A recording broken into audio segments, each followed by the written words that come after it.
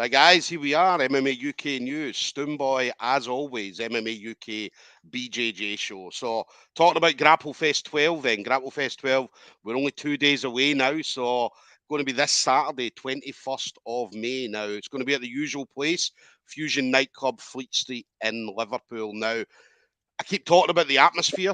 A Grapplefest atmosphere is unbelievable. Anybody that's ever been there before, whether they've been on the mats themselves or whether they've been a spectator, well, everybody will let you know it's probably one of the best atmospheres outside of an MMA event that you're going to see. So definitely makes Grapplefest one of the top grappling shows, certainly in the UK and obviously across Europe as well. So now, ticket availability.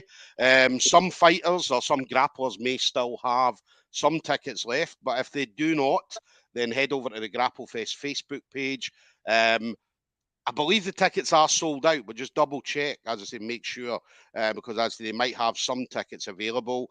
If you can't make the event on the evening, it is going to be live on pay-per-view, so head over to Fighttv. There's 3 different payment options on this. Now, there's a monthly, an annual subscription, and a pay-per-view price. Now, I've been telling everybody probably the most cost efficient is going to be the annual price. It's only $49.99, which I think works out UK money. It's about 35 or 38 pounds, so around about that price. So fantastic price, considering you're probably going to get 3 or 4 Grapplefest events for that money. So now my next guest is going to be on the show that night. So the Queen of the South, Kate Bacik of London Grappling. So Kate's going to be up against Julia Scardone of Carlson Gracie Hull. Now, this was a matchup when Chris was announcing matchups for Grapplefest 12.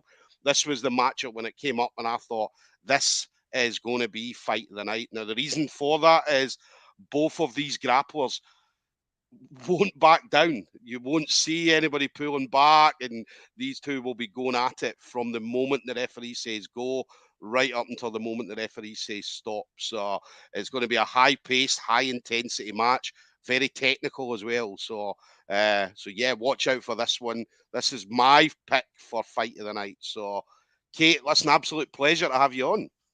Thanks for having me.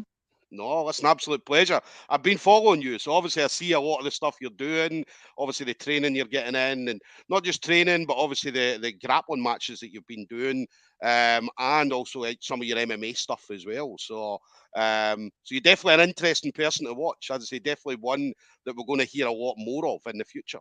Oh, for sure. Yep. What about you then? So obviously grappling then. So I know obviously recently on Polaris, and then now going to be on Grapplefest as well. So we know obviously your grappling. Your grappling's a very, very high level. We've seen it with the amount of people that you've came across. Your smooth comp record is full of wins, and a lot of wins by submission as well. So I mean, how do you find obviously grappling? The grappling events compared to MMA? That's an interesting question actually, because obviously I got into grappling because of MMA. I never really wanted to do grappling. It was just kind of a thing that I decided to do to help me with my MMA. And I remember I was actually talking about it yesterday. I remember my first grappling match. It was in Philippines actually. And I had no clue what I was doing. I was literally like fresh white belt, 3 months in. And then I went against this girl who trained for like a few years. She was very technical, very good. And we went like full 10 minutes. There was no submission. It was pretty like an even match. But I finished it and she was so tired. She literally went and puked straight after. And then I was there being like, I'm actually warm now. Like I could go and like do the real thing. Like it's so different when you're not getting a punch and kick in the face. Like it makes a huge difference. But then obviously like it comes the technicality to it, and going against someone who's very technical, like it's going to be completely different than some of the matches I've done when I was a white belt. So there's levels to it. It's very, very interesting because with striking, obviously there's a limited amount of stuff you can do. You can only improve your speed, your accuracy, kind of. But it's the same things you're working with. Whereas with grappling, there's always something more, and like it never stops because the more you know there is to it as well. So it's just something that just sucks you in, and you end up doing it like forever because the better never stops really. Yeah. And that's the one thing about you. I mean, as I say, when anybody that follows Kate on social media, you're always training. I mean, like some people take like maybe a couple of days off or a few days off or whatever, but you're in the gym. And we talked about social media, we were having a laugh. My social media is just full of interviews and so on, whereas your social media is all training. You're in the gym. If you're not if you're not training, you're having a laugh because you're not just serious training, but you're also enjoying it as well. Oh yeah, of course. You know, it's I'm in it for a long time, so it Yeah, has to be a good time as well. Otherwise, I would hate the process. And like, what's the point? Like, in yeah, the end of the day, it's all about the process. So I'm just like trying to make the most out of it, and you know, all the ups and all the downs, like yeah, everything has a place and purpose. So I'm just trying to like make the yeah. most out of every single day. Yeah, and your sparring partners as well. I mean, I'd say when we watch you, not just obviously grappling, but if you're sparring, obviously MMA sparring and so on. I mean, you go against anybody in training. So regardless if it's maybe a 65 kilo female or male, or if it's 165 kilo male or female, as I say, you don't care. You're always in there getting right in about it. Yeah, it's nice to mix it up. Yes. Different body types, you know, different strength, different. Obviously, a person who's lighter than me is gonna spar differently than a person who's heavy, and so on and so forth. A female is gonna spar differently than a guy. Yeah. So it's nice to mix it up. It just makes you a little bit more well-rounded. Yeah, yeah. That's what we love about you. As I say, that's why I love seeing some of the stuff you're doing. I love watching everybody when they're doing any kind of training. Do you know what I mean? And just seeing everybody, especially now, because obviously, as you know, the last 18 months, 2 years, we kind of got taken away because of COVID. Yeah, So it's good to see everybody out there enjoying, whether it be MMA or kickboxing, Muay Thai, boxing, jiu-jitsu or whatever. Um, and everybody seems to be a lot happier now that exactly. You know we're how it feels proper. when you get something taken away from you, and then you get Yeah. it back. You kind of Yes. appreciate it a little bit more. Yeah. Yeah. So it's great seeing it. It is great seeing it. And then what about you then? Grapplefest 12. So obviously got the call up for the show. So how did you find out then that you were going to be on the show that night, Kate? So obviously I've known Chris for quite a few years, and like I've been present at Grapplefest a few times, kind of Yeah. as a warm-up buddy, called him on. So I've always liked the show. I just never had the opportunity to compete on it really, especially that it's up north.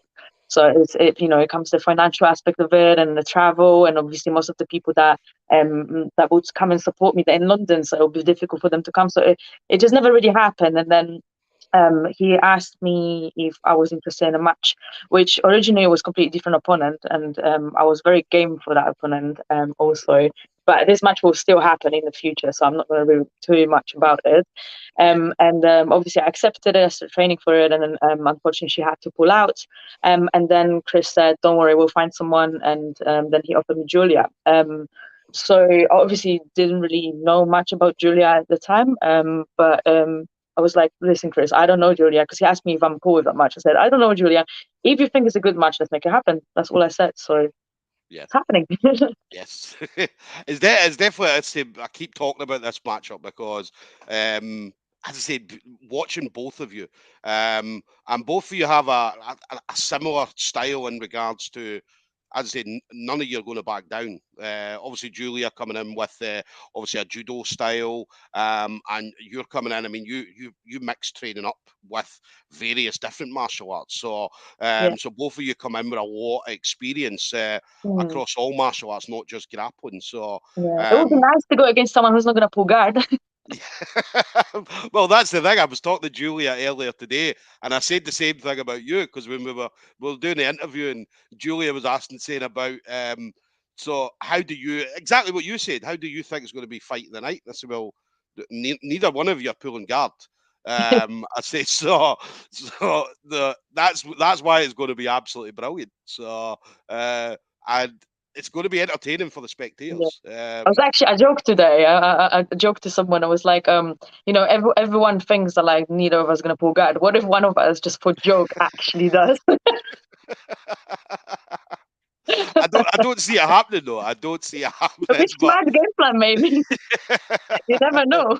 yeah, yeah, but no, it will be great. It will be great. And as I said, the good thing as well, I mean, Grapplefest is highlighting. We saw the last couple of Grapplefests where fight of the nights where the female matches. We talked about Nadine Tavares, Rosa Walsh, Fionn and Kendall, and we kind of saw a lot of history getting made because Grapplefest 10, there was 12 females on the show that night. Grapplefest 11, 12 females as well. And That's again, really yeah, I mean, females are now getting the recognition, or not now, but it's been building up over a number of years. But now we're starting to see a lot more females coming out. And then there was this show that's going to happen. Is it Enyo? It's going to happen in Southampton in August, which is an all-female event as well. Yeah, So that's really good. yeah, so it's great because obviously women are now getting the recognition that they rightfully deserve. And you guys are putting a lot of hard work over the years to get to this point, which is amazing. So Yeah, definitely. But it's good to see it. It's good to see that that there are a lot more women yeah, both in grappling and in MMA, because most of the shows I've been on in the last few years, I've been like the only matching when it comes to female. yeah, But it's there's still we still got to go like a long way, because there's still a lot of shows that don't really pay women, or they pay them like half the money that they offer to their male teammates. So it's not really like where it should be just yet. There's yeah, still a lot that needs to be fixed here, especially that you're seeing them matches of the night that are women. There are interesting, yeah, technical, explosive matches. People want to see it more and more. So why yeah, would you just pay them the same amount of money as you're paying guys? It just doesn't make sense. And you see it on the biggest shows as well. So yeah. No, you're 100% right. And I remember I was watching a thing, obviously not grappling or not martial arts related, but it was they were talking about a women footballer who was one of the top women footballers coming out of the UK. And this was only 10 years ago. yeah, And when she was going to away matches with her team, she had to pay for her own hotel and her own travel costs and things like yeah, that. that happens a And lot. yeah, and she was playing for a professional team at the time. Yeah, And yeah, it was when I watched it, it was a documentary, and I remember watching it thinking, because obviously as a man, I don't see it. It doesn't affect me. So I yeah, don't, unfortunately I don't get to see it, but I hear a lot about it. And then when I heard this, I was thinking, man, that was only 10 years ago. And here's mm, someone at the top of her game having to pay for yeah. That's really hotel sad to costs. see. Yeah. And as you said, it happens, and I see it in a lot of jiu-jitsu competitions where, Oh, yeah, as you definitely. said, And the thing is, it's kind of silly, because I've spoken with some, very, very, very high level grapplers, like female grapplers, and they yeah, would say that they found out that their teammates on the same card would get paid a lot more than them. And it's kind of silly, because why do promoters assume that you're not going to speak to your teammates? You're not going to speak to it's a small world, like grappling community. Everyone speaks with each other, everyone talks. So sooner yeah, or later, you're going to find out, and it just makes the promotions look silly. yeah, yeah. No, isn't it? Will happen. I mean, as I said, it should be happening now. As I said, there definitely should be equal pay for everybody. I mean, as I said, not just for obviously the male grapplers. And we saw it as well. There was an event a few years ago in Las Vegas where Rodolfo Vieira was on it, and I'm trying to think who the other person was. It was like a CBD event in Las Vegas, and what they did was they had equal prize money. So I Oh, think okay. it was $20,000 for the winner, and obviously Rodolfo Vieira won, got $20,000, and the woman that was on it at the time that won, she also got $20,000, and I think it was one of the first events, grappling events, where it was actually equal pay. Both people I got wouldn't be paid the same surprised if amount. it was actually the first one. Yeah, so and that was only, I think that was what, 2017 or 2018. Yeah. But you're right. I mean, as I said, everybody should be getting paid exactly the same, regardless male or Well, it female. should be So based on skills, experience, achievements, rather than gender. yeah, It's kind yeah, of, yeah. makes sense. No, definitely, definitely. So fingers crossed, as I say, that's going to happen very, very soon. Yeah. So I know some events are um, paying fighters the same. Some events are, but there is a lot out there that aren't. As you know, MMA and grappling. So, and then what about you then, Kate? So what do we see going forward from you for the rest of the year? So obviously, Grapplefest 12 was going to be your main focus, but what are we going to see from the Queen of the South for the rest of 2022? So this is actually interesting, because as I say that, I'm married to MMA, and Yeah, jiu-jitsu, like grappling, is my side bitch. basically. And my focus will be MMA. And obviously, basically this year, after Polaris, I kind of promised myself that this year I will focus mostly on MMA. I wasn't meant to accept any grappling matches. I wasn't meant to do too many like grappling competitions or that. I just wanted to throw myself back into striking. Obviously, my Thai was my first love, so I wanted to start doing more of that again. Maybe get some striking fights in and just focus on MMA. I was meant to have my pro debut in July. But then things kind of changed. I couldn't find an opponent, so I agreed to do another amateur fight. But that will definitely be my last one. And after that, I'll turn pro, and hopefully, things will get a little bit more interesting for me. But at the same time, I can't say no to a grappling match. Obviously, I'm still doing a lot of grappling. I love grappling. So whenever there's an opportunity and someone says, "Well, hey, do you want to do it? Do you want to grapple this person?"